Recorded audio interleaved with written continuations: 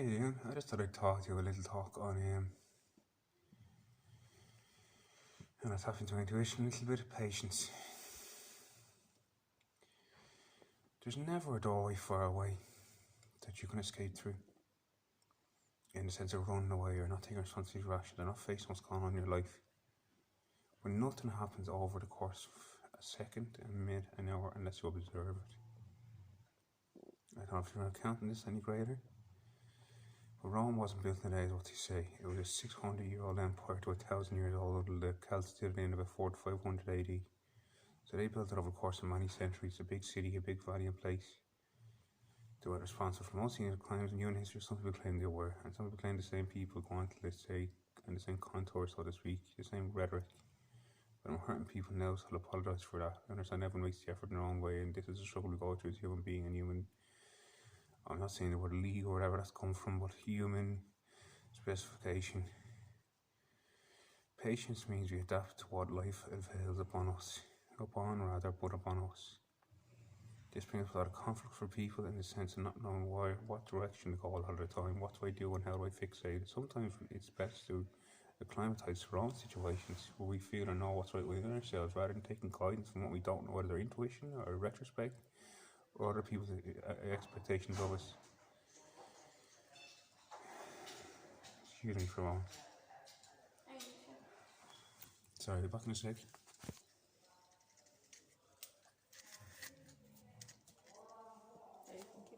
Can you open that up and put it in here, please? Thank you.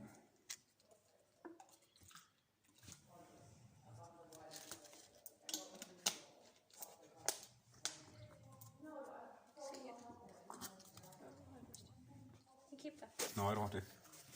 Someone's giving me more drugs in here for whatever reason.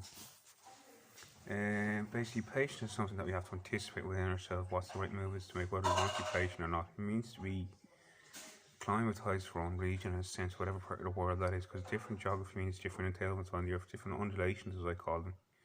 So down in Cork, someone might be thinking, I'll go out to the harbour there today and have a walk. Someone in Dublin might think I'll go down the seafront. Someone in Kildare might think I'll go down to the forest or the lake.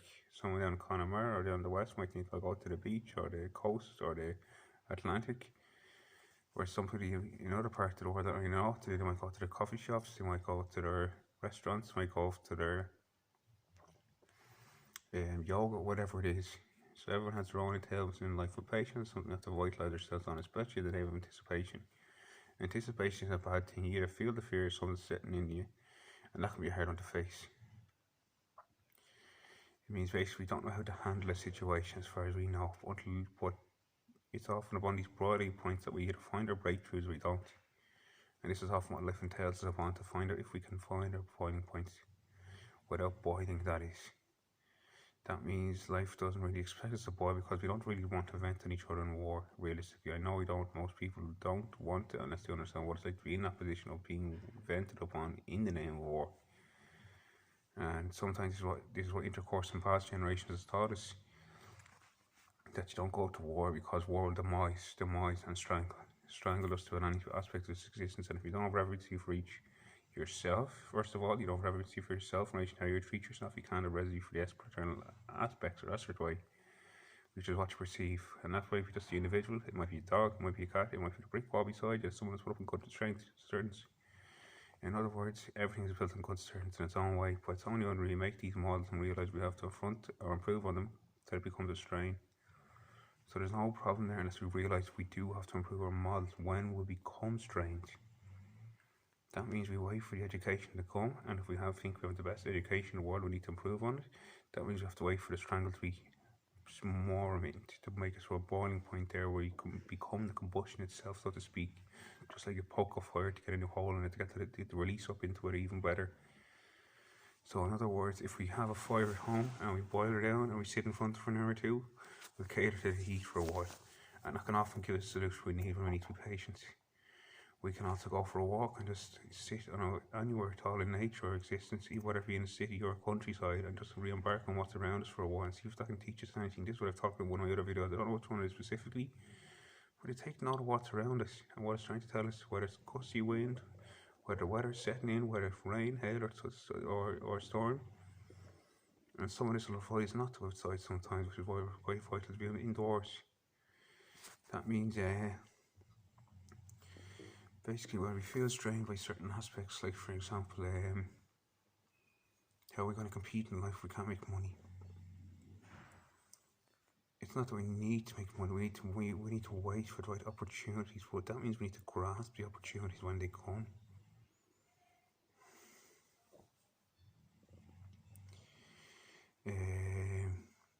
It doesn't mean to work hard for them, it just means you go into a state of ease. Meditation, through practice of patience, is one of the best keys. This is something I've never really given away, but I'm going to give it away now because I feel it's needed. When we meditate, we sit to be patient of what the values are that come to us. Now, the reason I say values is because we're going to get a lot through meditation. We get bombarded from the head, the toe, the right hemisphere, the left hemisphere, which what am I going to do? How am I going to get through here? How am I going to pass this exam? Or how am I going to get through my driving license? Am I going to get that job? Am I going to play in the morning? Am I going to be tired and not fail my exam? All the stuff that bombards us, the little things really, when you open up to a fraction of what this world is made of. And that's what the value is. And awakening, if we wake up during a meditation a little bit, just a little bit of a fraction, open our eyes, and that doesn't mean we have to keep our eyes open. I mean, we close our eyes during meditation and we sit here for a while.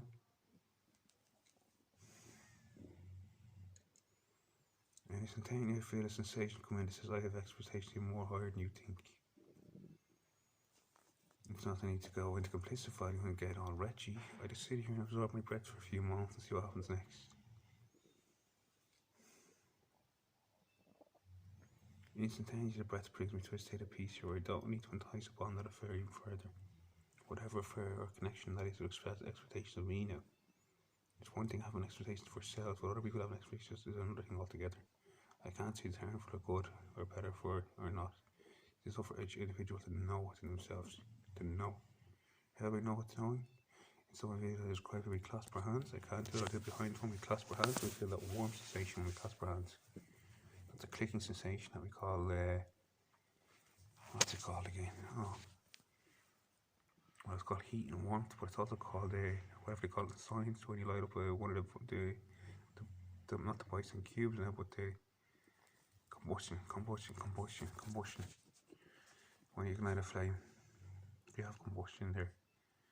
And this is how things like cars and planes and everything else are invented. But where are they invented from is what I'd ask, and further notice when you further into this before we curtail off again. If we believe we have cars and planes, did we invent these things just courtesy, just randomly turn up in our minds, or do we think how do we invest in this idea? Not invest financially, because I don't believe in any type of impure and the desert, but how do we impure on the collective IMB, or really put something out there that will return to us as the whole greater good. So, an example, the planes have benefited the whole planet, cars benefit the whole planet, tea benefits the whole planet, oranges benefit the whole planet, trees benefit the whole planet. So all the natural organisms have produced us to be vitalised. We know we can vitalise our own selves. And it's a brutal process, I don't know what to say, but it is. But further to that note, coming out of there, once you know the origin place, that you or I, and I don't necessarily mean the I as the individual, the I, that is all, create everything. When you understand the fractional source origins, which you might encounter through meditation, through encountering self-meditation, you realise it all came from the same place and still continues to come from the same place as I verbalize this very expression. It's all the same source, it's all the same infinity, it's all the same demise, as it all dies off apparently at the end of the day, or at the end of the day apparently. So nothing actually dies is what we encounter now. When nothing dies, it means we don't have to show fear through consolidated factors, which is what we have to adhere to. We can learn to say no, we can learn to stop, and we can feel the burdens. I can feel the burdens in an instance when somebody's saying, I have these responsibilities. I'm going to work through these responsibilities. Ray, Ra, sun, spawn, spoon in the sun, silly, spoon in the sun, it is silly, titties, cities, spoon in the sun, and cities. And then I think of automatically Irish music, which brings in the rhythm, the garnish, the life force. So there you go, that's where I'm going for a while. And other than that, all I'm trying to do is entice you with a few words here to guide you on again. And if you don't enjoy or appreciate it, it's not free, but maybe another day it will be. But that's where I'm going right now. This is Gaelic music it's on. Thank you and take care. But other than that, try and touch your own source, your own heart, your own signal. Don't necessarily learn to involve in everyone else's what they tell you to do. Learn your own method, your own routine. Otherwise, you won't get far because you'll be dependent on other people. And if they fall, that means you fall with them. But you have to learn to just be strong in your own regard, in your own right, to know yourself and nobody else can, but yourself at the end of the day. And if you ask that force to give your life for assistance, eventually it will come. It will come. You might lose respect, you have a certain regard, which I know it can do. And that's what I meant with my own instance. That's all I know my own instance. I can't say that's the same for everyone else, but that's what I feel. And I'm saying that if you feel lost or departed or in what they call darkness, think it's not an education for you to meet the further burdens of what's coming next. Be prepared for it, be worried for it, and I'm going to say this word for the sake of saying hounded for it. Allow yourself to be hounded by what's burning to see what it's trying to tell you. And that's all I say for now. Thank you.